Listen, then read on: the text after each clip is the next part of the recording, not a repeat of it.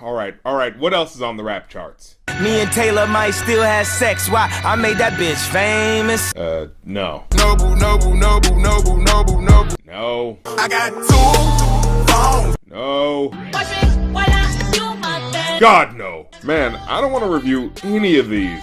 Wait, what about that Stressed Out song by 21 Pilots? Yeah, that song's awesome. I want to review that one. Hey, why isn't that one on the rap charts? It was the #2 song in the country about a few weeks ago and didn't once appear on the rap charts?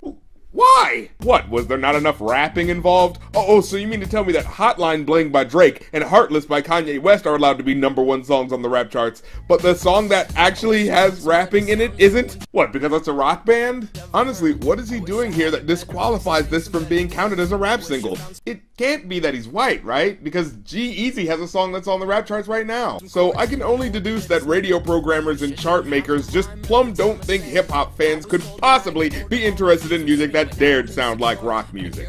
Yeah, because as we all know, rap stands alone. Well, with R&B.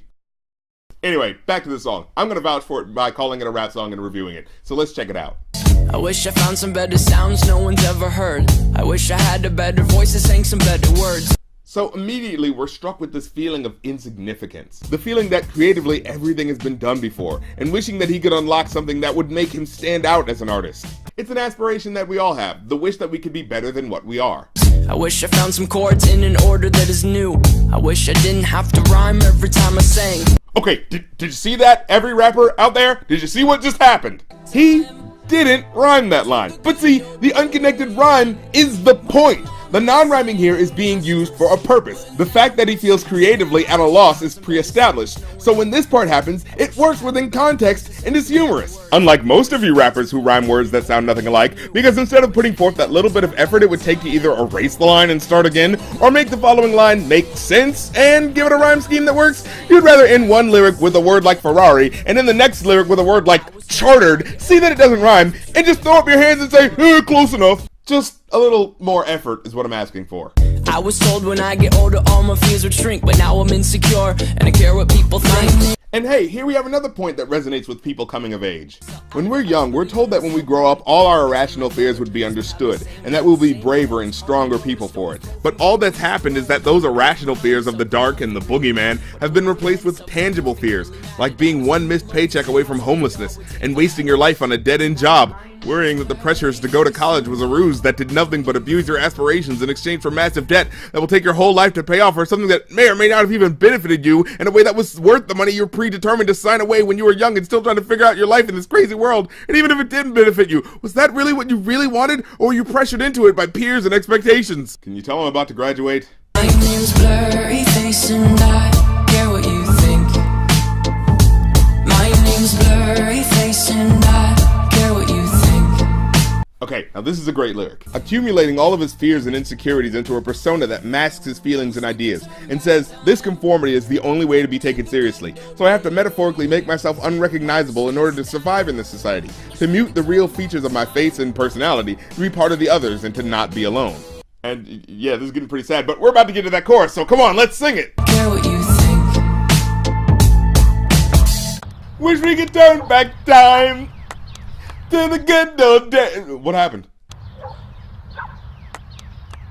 Was this so important that it had to cut the music off? Like, there's no dialogue. This could have been done while the music was playing. Video directors, stop unnecessarily cutting out the music. Wish we could turn back time to the good old days when the mama sang us to sleep, but now we're stressed out. And I think this chorus really does get to the root of how young adults feel. I mean, it wasn't that long ago when if we felt scared or threatened, there was always someone older we could go to that made us feel safe. That with our limited scope of what life was like, at the end of the day, our mom would sing us to sleep, and we would feel like everything was going to be alright. But in the real world, with all of the problems of adulthood weighing on our heads, it's easy to feel like there's nothing that will ever truly bring us peace like back in those days, where we owed the world nothing, and the experiences around us were new and exciting. Sometimes a certain smell will take me back to when I was young. How come I'm never able to identify where it's coming from? Now, how many times has this happened to you? How many times have you just been walking down the street or something and come across a magical smell that transported you back to a specific moment when you were like 5 or something?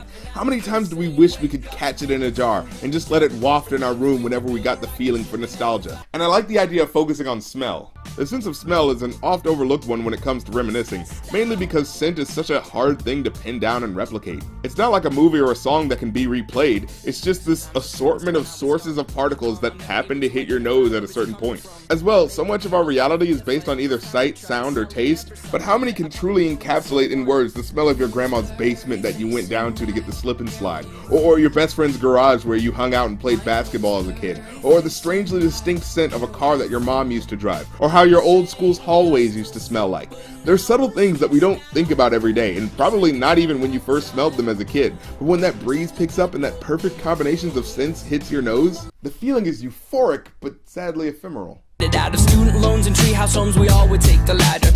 Okay, that's just good wordplay, cause get it? He's saying you would take the ladder because latter, like the later thing instead of the earlier thing, and because you take the ladder up to the treehouse. Yeah, you get it? I thought it was funny. Used to play pretend, give each other different names. We would build a rocket ship and then we'd fly it far away. Used to dream of outer space, but now they're laughing at the face, saying, wake up, you need to make money. Yeah. And this is the best part. Back as kids, our entire goal in life was to do things that made us happy.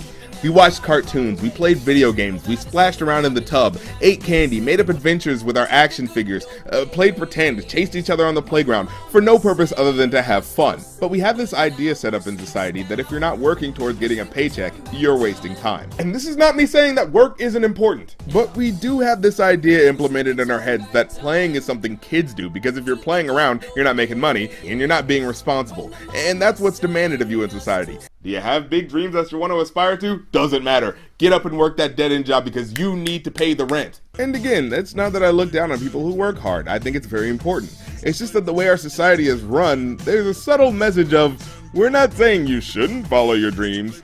We just wouldn't have a problem if you'd shut up and do as you're told. I mean, we learn it in school. We're not taught to think creatively. We're taught to follow certain rules so that we don't get penalized.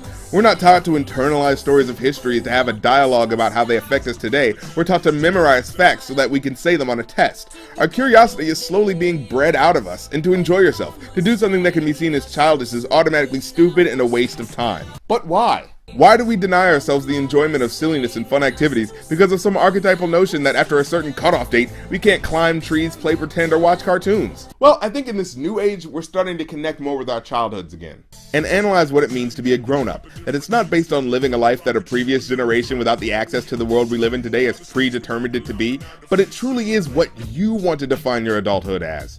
We've seen it in the ways video games have become a part of our lives, no less a legit form of entertainment for adults than playing cards or chess.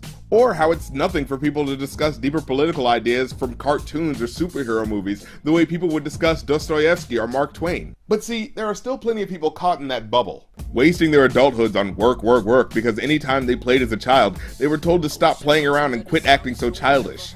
And, you know, now that I think about it, that song that I reviewed a week or so ago, Low Life, yeah, it's just another song about sex, drugs, and alcohol, but the more I think about it, the more they're both kind of rooted in the same idea of escapism, just through different routes. I mean, sure, 21 Pilots' way of escape is through childish fantasy of rocket ships in outer space, but I personally think that idea of using drugs and alcohol also come from that desire to be children again.